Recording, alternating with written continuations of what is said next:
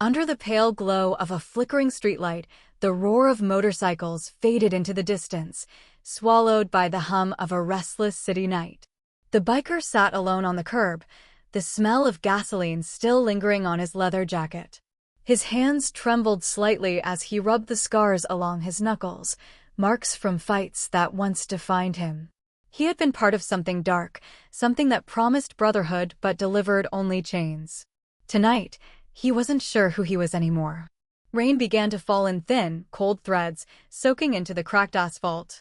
He tilted his head back and let it hit his face, washing away the dust of the road, the taste of regret, the sting of betrayal. He'd walked away from his gang hours ago, left his patch, his bike, his name. Everything that gave him power. Everything that gave him fear. He walked with no destination, just the need to disappear. But fate had other plans. Under an overpass ahead, he noticed a faint orange glow, a small fire made of trash and broken wood. A figure was sitting beside it, huddled in a blanket that wasn't enough to fight the cold. He slowed his steps. He didn't want trouble, but something about the way the small figure shivered made him stop. It was a girl, barely 18, maybe younger.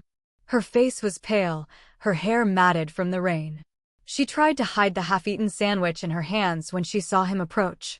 Fear flashed in her eyes, the kind of fear that comes from too many nights of danger. He raised his hands slightly, palms open. "Easy," he said softly, his voice rough from the road. "I'm not here to hurt you." She didn't answer. Just stared, ready to run. He sat down a few feet away, near the fire, and pulled a cigarette from his jacket pocket. He didn't light it. He just held it there, like a habit he was trying to forget. "You got a name?" he asked. Silence.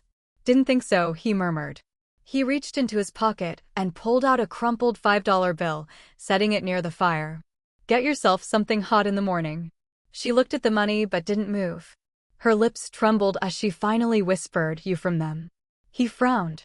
"Them who?" "The Iron Vultures," she said quietly, glancing at the faint tattoo on his wrist, a winged skull half hidden by his sleeve. He froze. "Used to be," he said after a long pause. "Not anymore." She didn't believe him. He could see it in her eyes. "Doesn't matter," he said, pushing himself up to leave. But just as he turned, she said something that made him stop. "They're looking for me." He turned back slowly. "The Vultures?" She nodded. "I saw them do something bad. Something I shouldn't have seen. They said they'd make me disappear." His stomach tightened. He knew what they were capable of. The same men he once called brothers. He knelt down, lowering his voice. "Where's your family?" "They're gone." She hugged her knees. "I've been on my own for a while." He stared at her for a long time, the rain dripping from his hair. Every instinct told him to walk away, to keep running. But there was something in her eyes, something that reminded him of his own sister, the one he hadn't seen in 10 years. He sighed deeply. "You can't stay here. They'll find you." "Where do I go then?" she whispered. He didn't have an answer. But for the first time in years, he knew he had to do something right. "Come on," he said finally. "Let's get you out of here." She hesitated but then stood, clutching her blanket like a shield. They walked together through the empty streets until they found an old diner still open. The waitress gave them a look, one glance at his tattoos, one at the girl's dirty clothes, but said nothing. He ordered 2 coffees and a slice of pie. As they ate, she watched him closely. "Why are you helping me?" He stirred his coffee slowly.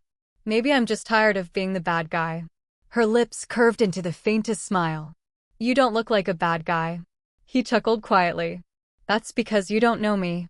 When they left the diner, the streets were almost silent. He led her to a small motel on the outskirts, paid for a room in cash, and handed her the key. "You stay here tonight. Lock the door. Don't open it for anyone but me."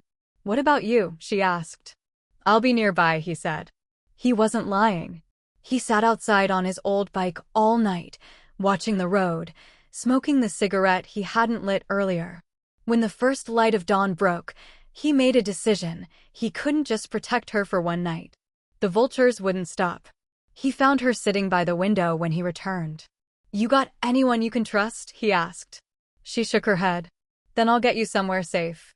The next few days, they stayed on the move. Abandoned roads, motels, and quiet diners. The girl started to talk more. Her name was Lily, and she'd run away from a foster home after too many beatings. She just wanted to see the ocean. "You ever seen it?" she asked one morning. He shook his head. "No." "Then let's go," she said softly.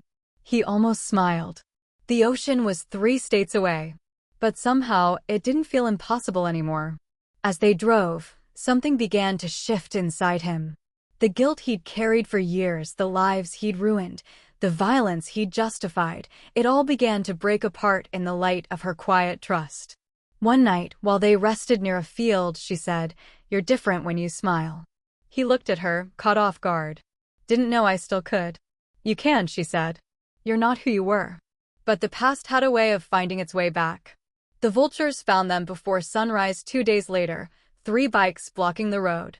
His old lieutenant stepped off, smirking beneath his helmet. "You really thought you could walk away, brother?"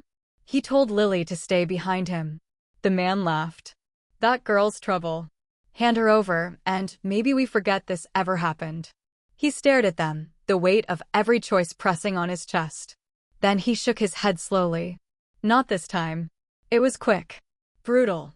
But when the engines finally died, he was still standing. The others weren't. He stumbled back to the bike, blood dripping from his arm, and looked at Lily. "We're done running," he said softly. "You're safe now." Tears filled her eyes as she nodded. "Why would you do all this?" He smiled faintly, wiping the rain from her cheek. "Because someone should have done it for me once." They reached the ocean that evening, the horizon burning orange and gold. She stood barefoot in the sand, waves brushing her toes, the wind tangling her hair. He watched her quietly, his leather jacket fluttering in the sea breeze. For the first time in his life, he felt free. Not because he'd escaped the past, but because he'd faced it. She turned and smiled at him. "You're not alone anymore." And when she said that, he believed her. They stayed until the stars appeared, a lost man and a broken girl, both somehow whole again. And though the world would never know their story, the ocean did. It whispered it in the waves, a story not of fear or rebellion, but of redemption, kindness, and the unexpected courage of a man who chose light over darkness.